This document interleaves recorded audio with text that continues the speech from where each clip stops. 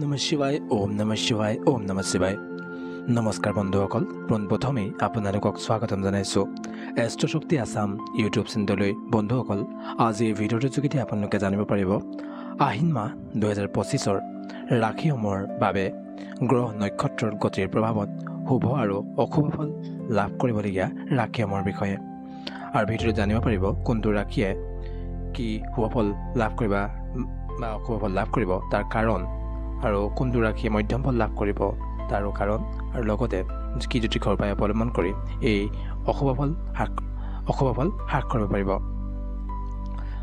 এতিয়া বন্ধুসকল আপোনালোকক এটা অনুৰোধ জনাওঁ, আপোনালোকে যদি মোৰ চেনেলটো ছাবস্ক্ৰাইব কৰা নাই অনুগ্ৰহ কৰি মোৰ চেনেলটো ছাবস্ক্ৰাইব কৰি দিব আৰু মোৰ ভিডিঅ'বোৰ কেনে পাইছে কমেণ্টত জনাব আৰু যদি ভাল পাইছে তেতিয়া লাইক কৰিব বুলি আশা ৰাখিলোঁ। এতিয়া ভিডিঅ'লৈ আগবাঢ়োঁ।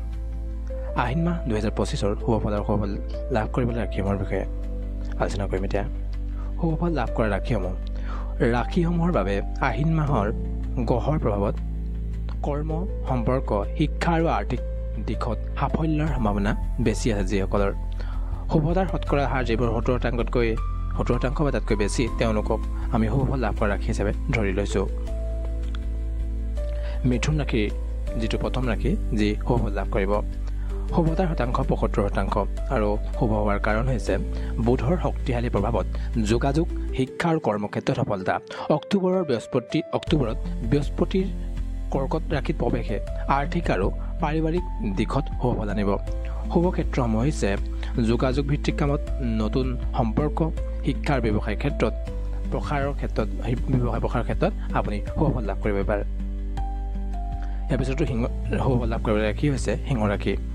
শুভতাৰ শতাংশ 80% কাৰণ সূৰ্যৰ শক্তিশালী প্ৰভাৱত নেতৃত্ব আৰু আত্মবিশ্বাস বৃদ্ধি পাব। অক্টোবৰত বৃহস্পতিৰ গতিয়ে আৰ্থিক আৰু সম্পৰ্কৰ দিশত শুভ ফল আনিব। শুভ ক্ষেত্ৰসমূহ হৈছে কৰ্মক্ষেত্ৰত প্ৰমোচন, সামাজিক প্ৰভাৱ, ৰোমান্টিক সম্পৰ্ক আৰু বিনিয়োগৰ ক্ষেত্ৰত। ইয়াৰ পিছতো শুভ ফল লাভ কৰিবলৈ ৰাশি হৈছে তুলা ৰাশি। তুলা ৰাশিৰ শুভতাৰ শতাংশ 75% কাৰণ হৈছে শুক্ৰৰ প্ৰভাৱত প্ৰেম, শিল্প আৰু সামাজিক জীৱনত সফলতা লাভ কৰিব পাৰিব। অক্টোবৰত বৃহস্পতিৰ গতিয়ে আৰ্থিক সুযোগ আৰু সম্পৰ্কৰ উন্নতি আনিব। শুভ ক্ষেত্ৰসমূহ হ'ব আপোনালোকৰ তুলা ৰাশিৰ বাবে ৰোমান্টিক সম্পৰ্ক, শিল্প ভিত্তিক কাম আৰু ব্যৱসায়ৰ প্ৰসাৰ। ইয়াৰ পিছত শুভ ফল লাভ কৰা ৰাশি হৈছে ধনু ৰাশি। শুভতাৰ শতাংশ হৈছে 80% কাৰণ হৈছে বৃহস্পতিৰ শক্তিশালী প্ৰভাৱত শিক্ষা, ধৰ্ম আৰু ভ্ৰমণৰ ক্ষেত্ৰত সফলতা। অক্টোবৰত বিদেশী সুযোগ আৰু আৰ্থিক লাভৰ সম্ভাৱনা আছে। শুভ ক্ষেত্ৰসমূহ হৈছে উচ্চ শিক্ষা, ধৰ্মীয় ভ্ৰমণ আৰু বিদেশী ব্যৱসায়। ইয়াৰ পিছতো শুভ ফল লাভ কৰিবলৈ ৰাশি হৈছে কুম্ভ ৰাশি। কুম্ভ ৰাশিৰ শুভতাৰ শতাংশ 75% কাৰণ শনিৰ প্ৰভাৱত সামাজিক আৰু কৰ্মক্ষেত্ৰত সফলতা।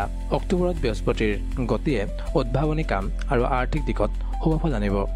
শুভ ক্ষেত্ৰ হৈছে প্ৰযুক্তিৰ সৈতে জড়িত কাম, সামাজিক প্ৰভাৱ আৰু নতুন প্ৰকল্প। এতিয়া অশুভ ফল লাভ কৰিবলগীয়া ৰাশিসমূহৰ বিষয়ে আলোচনা কৰিম।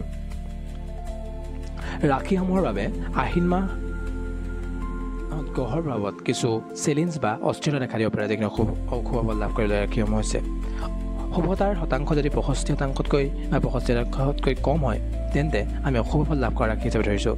জ্যোতিষৰ উপায় অৱলম্বন কৰি অশুভ ফল আপোনালোকে হ্ৰাস কৰিব পাৰিব।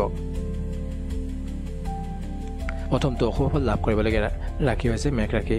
শুভতাৰ শতাংশ 60% কাৰণ অশুভ ফল লাভ কৰাৰ কাৰণ হৈছে মংগলৰ প্ৰভাৱত সাহস বৃদ্ধি পাব, কিন্তু ৰাহুৰ দৃষ্টিৰ ফলত মানসিক চাপ, সিদ্ধান্ত লোৱাত বিভ্ৰান্তি আৰু স্বাস্থ্যৰ সমস্যা হ'ব পাৰে। ছেপ্টেম্বৰত আপোনাৰ কৰ্মক্ষেত্ৰত বাধাৰ সম্ভাৱনা আছে।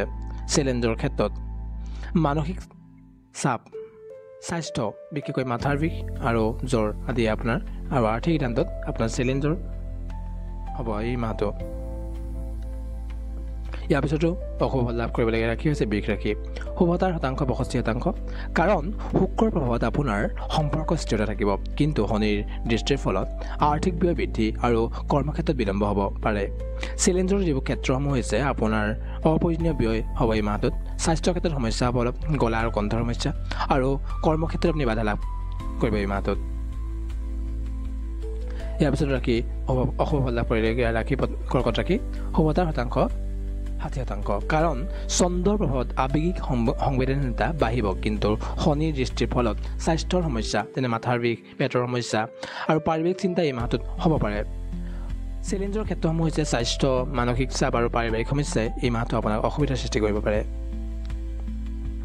অশুভফল লাভ কৰিবলৈ ইয়াৰ পিছত ৰাখি বৃশ্চিক ৰাশি শুভতাৰ শতাংশ 65% কাৰণ মংগলৰ প্ৰভাৱত সাহস বাঢ়িব কিন্তু ৰাহুৰ দৃষ্টিৰ ফলত মানসিক অস্থিৰতা আৰু সম্পৰ্কত মতভেদ হ'ব পাৰে ছেপ্টেম্বৰত সিদ্ধান্ত লোৱাত বিভ্ৰান্তিৰ সম্ভাৱনা আছে চেলেঞ্জৰ ক্ষেত্ৰ হৈছে মানসিক চাপ আৰু সম্পৰ্কৰ মতভেদ আৰু জইণ্টৰ সমস্যা আদি আপোনাৰ দেখা দিব পাৰে এই মাহটোত ইয়াৰ পিছত অশুভ ৰাশি হৈছে মীন ৰাশি মীন ৰাশিৰ শুভতাৰ শতাংশ 65% কাৰণ বৃহস্পতিৰ প্ৰভাৱত আধ্যাত্মিকতা আৰু শিক্ষাত সফলতা থাকিব কিন্তু শনিৰ দৃষ্টিৰ ফলত কৰ্মক্ষেত্ৰত বাধা আৰু মানসিক চাপ হ'ব পাৰে আৰু এই মাহটোত আপোনাৰ চেলেঞ্জৰ ক্ষেত্ৰসমূহ হৈছে মানসিক চাপ কৰ্মক্ষেত্ৰত বাধা আৰু পেটৰ সমস্যা আদি আপোনাৰ এই মাহটোত অসুবিধা সৃষ্টি কৰিব পাৰে আৰু মধ্যম ফল লাভ কৰিব লাগে এই মাহটোৰ ৰাশিসমূহ হৈছে ৰাশিসমূহ আহিন মাহত শুভ বা অশুভৰ ফলৰ মিশ্ৰিত যিখিনি ফল লাভ কৰিব সেইবাক মধ্যম ফল হিচাপে ধৰা হৈছে আৰু শুভতাৰ শতাংশ যদি 65% আৰু 75% মাজত হয় তেন্তে আমি তাক মধ্যম ফল লাভ কৰা ৰাশি হিচাপে ধৰিছোঁ কন্যা ৰাশিৰ ক্ষেত্ৰত 70% শুভতাৰ শতাংশ কাৰণ বুধৰ প্ৰভাৱত শিক্ষা আৰু কৰ্মক্ষেত্ৰত সফলতা কিন্তু শনিৰ দৃষ্টিৰ ফলত কিছু বিলম্ব আৰু স্বাস্থ্যৰ সমস্যা হ'ব পাৰে শুভ ক্ষেত্ৰ হৈছে শিক্ষাৰ প্ৰতিযোগিতামূলক পৰীক্ষাৰ ক্ষেত্ৰত চেলেঞ্জৰ ক্ষেত্ৰ হৈছে পেটৰ সমস্যা কৰ্মক্ষেত্ৰত বিলম্ব ইয়াৰ পিছতো মধ্যম ফল লাভ কৰা ৰাশি হৈছে মকৰ ৰাশি শুভতাৰ শতাংশ 70% কাৰণ শনিৰ প্ৰভাৱত কৰ্মক্ষেত্ৰত স্থিৰতা কিন্তু স্বাস্থ্য আৰু পাৰিবাৰিক চিন্তা হ'ব পাৰে অক্টোবৰত বৃহস্পতিৰ গতিয়ে শুভ ফল আনিব পাৰে শুভ ক্ষেত্ৰসমূহ হৈছে কৰ্মক্ষেত্ৰত প্ৰমোচন আৰ্থিক স্থিৰতা চেলেঞ্জৰ ক্ষেত্ৰসমূহ হৈছে হাড়ৰ সমস্যা পাৰিবাৰিক চিন্তা জ্যোতিষৰ উপায়সমূহ এতিয়া আমি আলোচনা কৰিম যিবোৰ অশুভ ফল হ্ৰাস কৰিব পাৰিব অশুভ ফল লাভ কৰা ৰাশিসমূহৰ জাতক জাতিকাৰ সকলে নিম্নলিখিত আমি যিখিনি আলোচনা কৰিম এতিয়া উপায় অৱলম্বন কৰি শুভ ফল লাভ কৰিব পাৰিব মেঘ ৰাশিৰ ক্ষেত্ৰত প্ৰতি মঙ্গলবাৰে হনুমানৰ পূজা কৰক মুগা ৰত্ন ধাৰণ কৰক আৰু 11 বাৰ মংগল গায়ত্ৰী মন্ত্ৰ ওম অংগকাৰায় নমঃ মন্ত্ৰ জপ কৰক ইয়াৰ পিছত বৃষ ৰাশি প্ৰতি শুক্ৰবাৰে লক্ষ্মীৰ পূজা কৰক হীৰা বা